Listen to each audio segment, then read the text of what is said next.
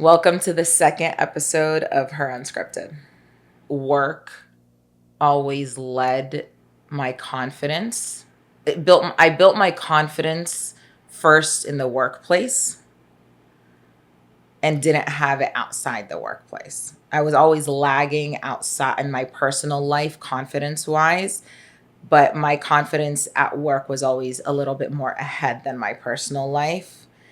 And I always questioned myself. And I really think it's my upbringing that made me that way. I'm not saying it in a negative way towards my mom, but my mom's a very critical person. And I mean it in like, I always say I grew up in a militant household. I mean, there's no other way to have a household like that if you're going to have 8 kids and you're raising them alone, because my dad was working all the time.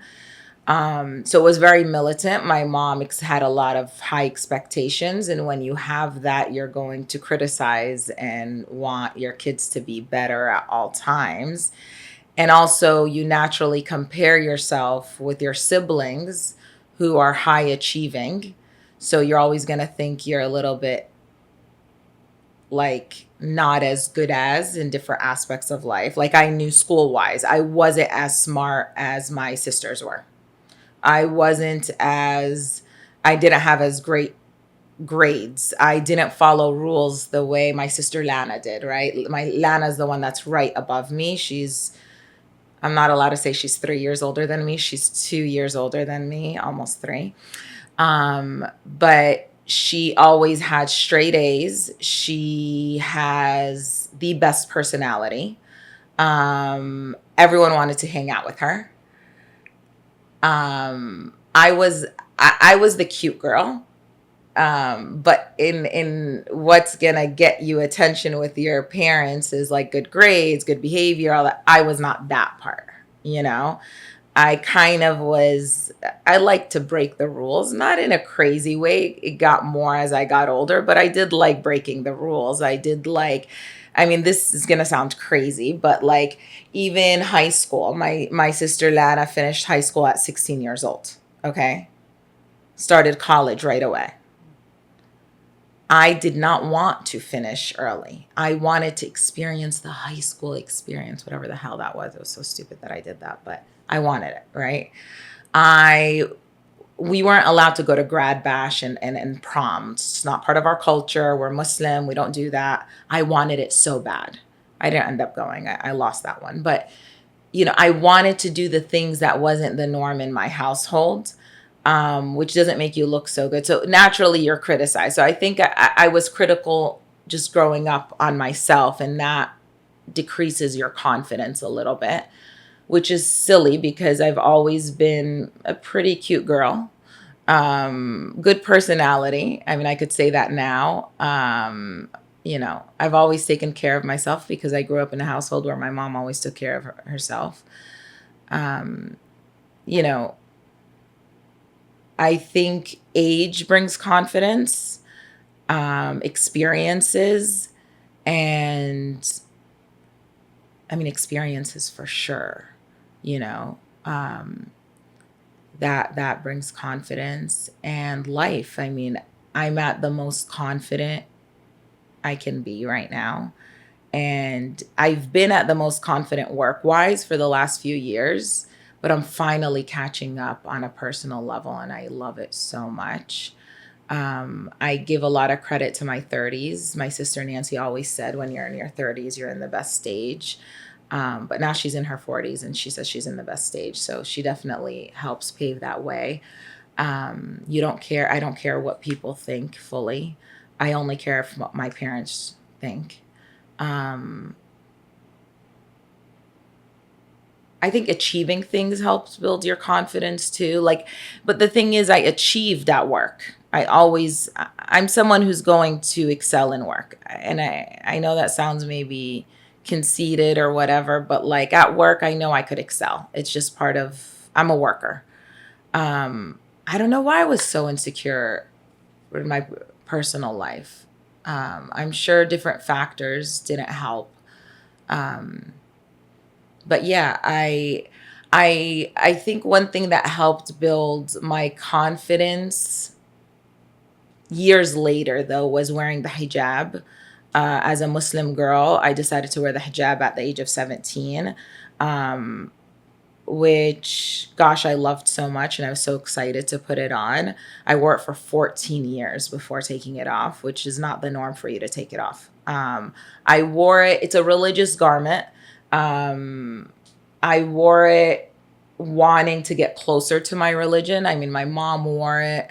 I've always admired the way she looks, the way she carries herself. She's just the epitome of beauty in my eyes, but she's also a very confident woman, and she's just very attractive, my mom. So to I've always looked and wanted to be that. So she made the hijab very appealing. So that was a reason that I put it on. I love the meaning behind it of like looking at your inner beauty and not external. So I think, that pushed me to put it on. But I did definitely want to be closer to my religion. And the rule with my mom was you had to pray 5 times a day for 2 years to put it on, because she didn't want us to rush into putting it on without like knowing the true religious meaning. I lied to her and said I was praying 5 times a day for 2 years, but I really wasn't. I was randomly praying. Um, I mean, I know she was proud of me wearing it, but she didn't want me to rush into it. My dad didn't want me to wear it because he didn't want hardships to occur when we come to America, which I was in high school here. And I wasn't the most confident girl. So that doesn't necessarily help, but it helped me be comfortable in my own skin and look so different walking into an American high school. Um, you're forced to build confidence and courage, to do something like that. And then I realize now, even doing that was like forcing myself in uncomfortable situations to force myself to build confidence and courage. I don't know why I did that so early to start putting myself in uncomfortable situations, but I realized from that day on, that's all I did. Because when I decided to put it on, I said, if I'm wearing it, I loved earrings at the time, my earrings are going to show. So I wore it in a very stylish way that wasn't the norm in our culture or in the community. And I wore it where my earrings always showed. And like, in a way, that's not breaking the rules, because I wasn't, but it was building my confidence and forcing myself to do something uncomfortable. I said that I was gonna get a job in, like, I wanted to work in the mall for some reason. I just thought that was like the American dream. And without my parents knowing, I applied to Forever 21, and I interviewed with a bunch of these blonde girls, and I'm like the hijabi sitting down, uncomfortable. And that's where, like I say, like the exposure therapy, I force myself in environments that I really would break people, but I think it helped build my confidence, like one brick at a time, though, because I wasn't confident after these situations. Um, they hired me. Out of all the blonde girls, they hired me, and I was not this like smiley girl. I was very like uptight. Um, and I promised myself that I would work out, right, in a gym. So at the time, I wasn't really into working out. A year later, I became a Zumba instructor. And I taught Zumba at FAU gym for 2 years. And oh my God, I even led a Zumba class for a breast cancer charity, which was really nice. But if you watched me, I was so not confident. You could see it in my face how uncomfortable I was. Sorry. I just laughed so hard because my sister Hella used to come to my classes to support me, which was so cute. It makes me want to cry thinking about her. She'd come to my classes, like, and I was so not Zumba instructor vibes. Like, you're supposed to be smiley, and like, maybe now I could do it. Then think about the biggest resting bitch face you could think of as in a human being with Spanish music on and me dancing. The dancing, listen, I'll give myself credit. I'm a damn good dancer, okay? But the energy didn't match the body. Like you're supposed to scream and encourage. When I would scream, it sounded like a dying man. Like it was not, I was not meant for the position. But thank you so much, FAU, for keeping me for the 2 years. I even taught senior citizens in YMCA for a year. They were called the Golden Seekers or something like that. When I so sorry.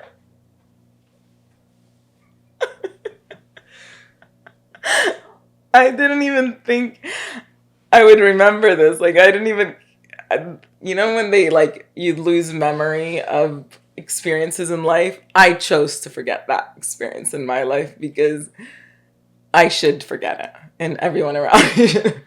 But my mom was proud of me the whole time and my sisters. But Hala, I wish, oh my God. I'm going to talk to her about it tonight at dinner actually because I'm seeing her. And I went there with my hijab. So I'm talking that vibe plus a hijab. Like, do you, all the unmatched. Like, how did anyone let me do that? But I did it in my Lululemon outfits, okay? In my Lululemon sets. And I was probably the first girl in my group to ever wear Lululemon. I mean, I was buying the leggings when they were in $55 or $58. Okay? I was her unscripted as a Zumba instructor. That, I'm sure, built my confidence. Lord, it should have made me insecure and not build my confidence. So there you go. I did things that made me uncomfortable. And then I got into CrossFit. And that definitely helped build my confidence. I walked in and I think it's like everyone saw a ghost.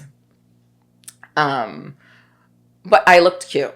I will say I improved the style, but I was still in my Lulu outfits until I stopped going to CrossFit. But that definitely built my confidence. I was so uncomfortable. People would say hi to me, but I think I assumed people were judging me even when they weren't. Like the nice people years later, they're like, you were so not friendly. And like, that's never the way I'd ever want to come off. So that built a lot of confidence and strength training in general. And then seeing your improvement, that I think that was a pivotal point in like all these things built my confidence, and that like kind of shot me up a little bit. I became strong. I was there 6 days a week. If I could, 7 days a week, I would. I was going there every day after work for a good 2 hours at night. And I was getting stronger and I was PRing. And so that was a cool experience. I think that was a very healthy experience for me. Also, women at CrossFit taught me to like my body, really love my body. I didn't at the time, but I remember talking to my sisters about this. They don't have what the magazine cover body types and Instagram girl body types have, right? But feeling strong and then seeing these strong women and wanting to be as strong as they are and do as good as they are doing, that made me respect women and view women in a different light and stop chasing the skinny girl. Like, let's all be a size 0. I'm never going to be a size 0. I never was a size 0. I don't want to be a size 0. I want to be strong because those women are confident and they really empowered each other. And it taught me how like they pushed each other. They just, and the way you feel when you're strong, my gosh, I wish I got to their level.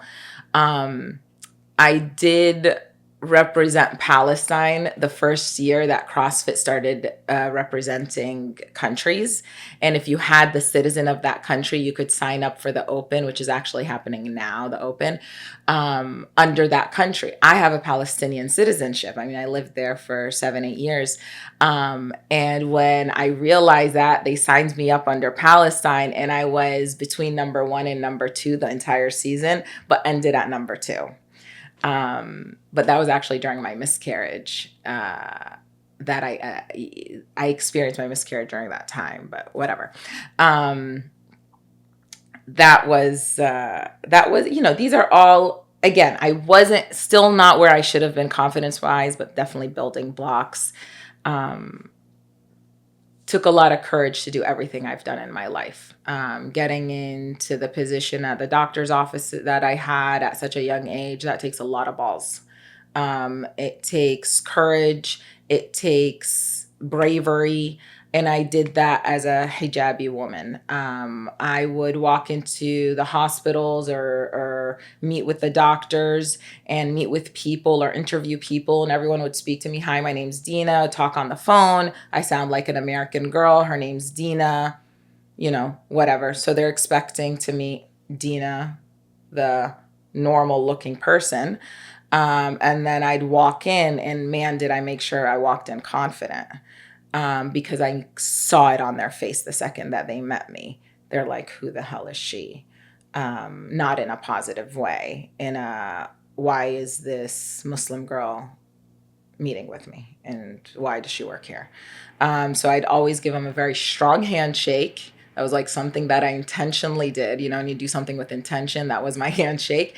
And walking in confidently was definitely an intentional move.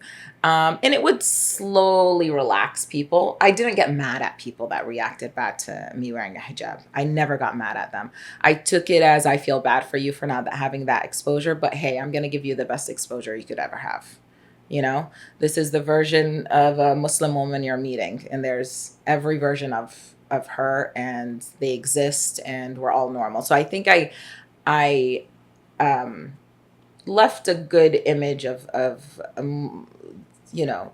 Muslim woman wearing the hijab, like, and then at the gym, definitely I left a good impression.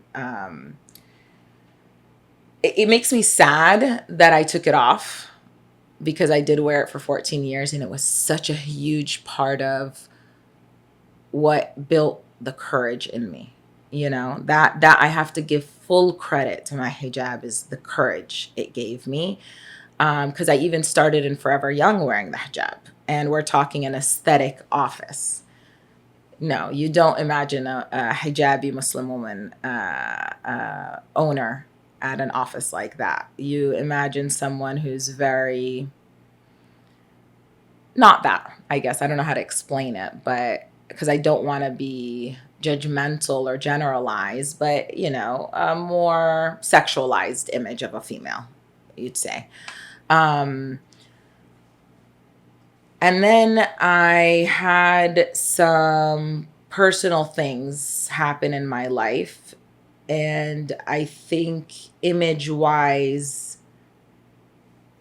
it made me insecure for sure. And it made me question my self-worth. I can't pinpoint why I took it off, but it took courage to take it off, believe it or not, when you commit to something so big.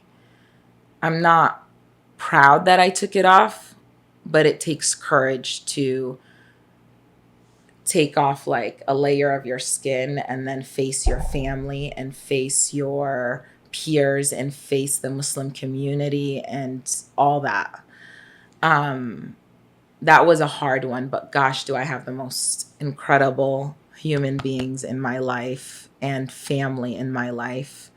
My parents, my mom saw it coming. And I think she saw it coming because I always talked about me not doing justice for the hijab, but I did in my life. But I think religion-wise, I felt like I needed to be a little more religious to put something like that on. My dressing wasn't where it should be. I felt like And I don't think there's a right or wrong. I think there's so many different levels of hijabi and religions and all that stuff. But I wore leggings and a short shirt to the gym with a hijab. Technically, you should be more modest. So I struggled with that internally. But that's me being hard on myself. No one's ever said anything to me. That was my biggest thing because I wasn't going to change my attire at the gym. I wore the hijabs, which is huge. So I did have the most supportive people, not encouraging me to take it off, but just supportive that whatever my decision was, because I didn't even have to finish my sentence when I told my mom about it. And that alone is a big thing. And my dad's cheers me on for whatever I do. He's the cutest person. I also embraced opinions, like from friends and and sisters, because I think some people looked up to me, being able to style the hijab a certain way, beautify it, and do everything I did with it on. So I think I felt like I was letting some people down, and I did. Because I remember like one of my close friends saying, when I was talking to her about it, she's like, "You're the reason I would put it on because of the way you wear it." So that's still a guilt that I carry. But yeah, I went through too many personal things right before, and then I was hospitalized for COVID while 8 months pregnant, and really almost lost my life. I mean, I pretty much, I was in an ICU, isolated for 30 days. I mean, not wearing my hijab because I was in and out of consciousness. I thought I was going to lose my baby. I might have been a little bit mad at God at the time, which I hate admitting, but I was like, why? Like, why is this happening to me? I'm a good person. I, you know, I'm a good person, period. I remember holding the sides of my bed and like thinking I'm taking my last breath and like wondering if my baby's gonna make it, because I was, I think, 31 weeks or so. And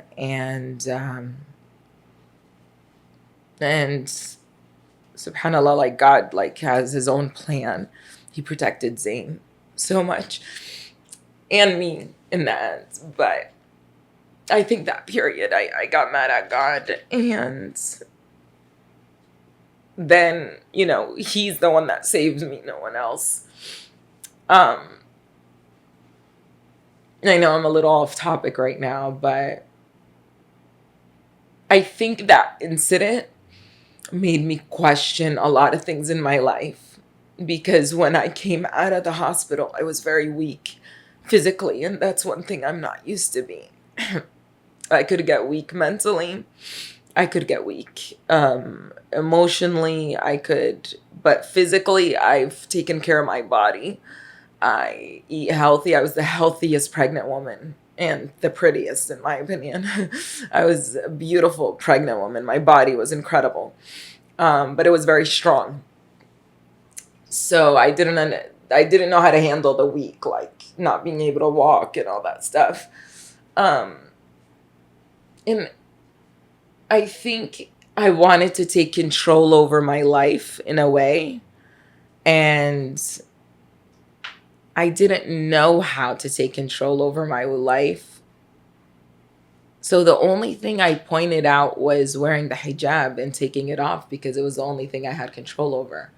It's just weird because, you should work on solving your life, because I was in postpartum at that time and all that stuff. So I know it's so off topic, but it's like, that's kind of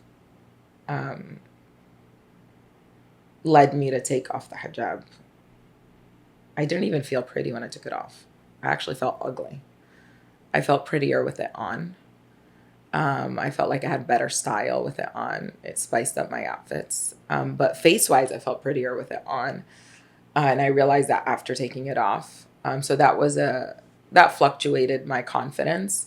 Um, but I think experiencing that life or death situation, um, I mean, it took a good 2 years after of like therapy and getting into running, which was therapy for me, and healing. And did I really appreciate that God gave me life again?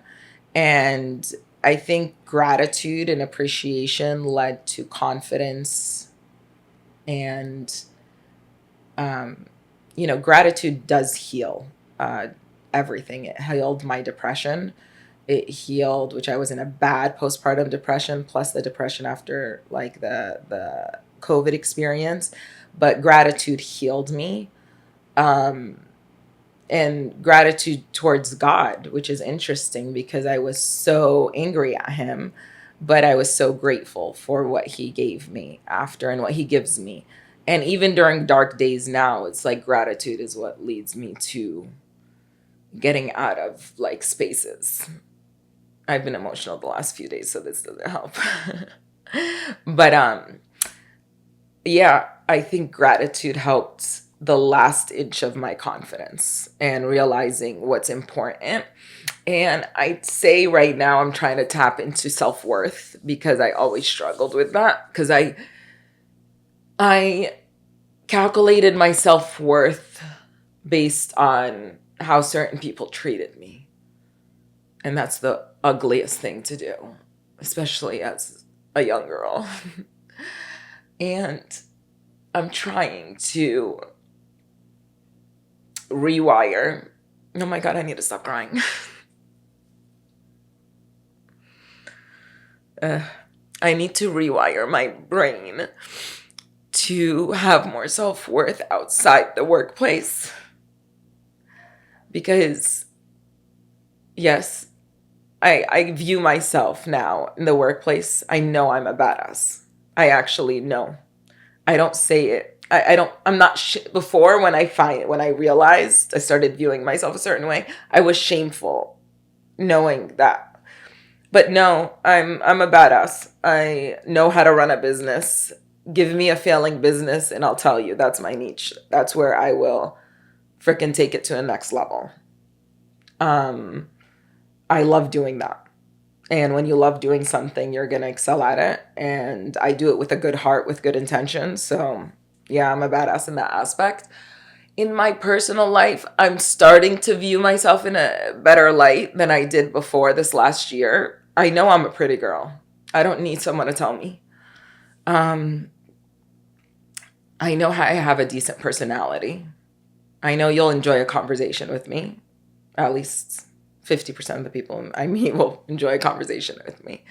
I know I'm a good mom. I need to have some more confidence in that. And I know I could offer a lot. Why am I so emotional about it? So confidence has been building, but I am in a stage of my life where I finally like myself. I love myself. As cliche as that sounds, like I always hated when people love yourself and treat yourself like with love. And how the hell do you do that? I always said that. That's all I said to my therapist. I don't know what that means. So I was like, oh, is self-love like for me working out? That's self-care or whatever. Is that, but no, it's actually genuinely viewing yourself in a positive manner, which I struggled so much doing. And I'm so happy. I think that's why I don't care right now. Like I love the version I am today. And I know I could offer so much, whether the person next to me is going to tell me or not. As human beings, we all struggle through confidence and the courage to get through different stages of life. And I'm definitely prime example of that. And still experiencing it. I hope some of this resonates with you.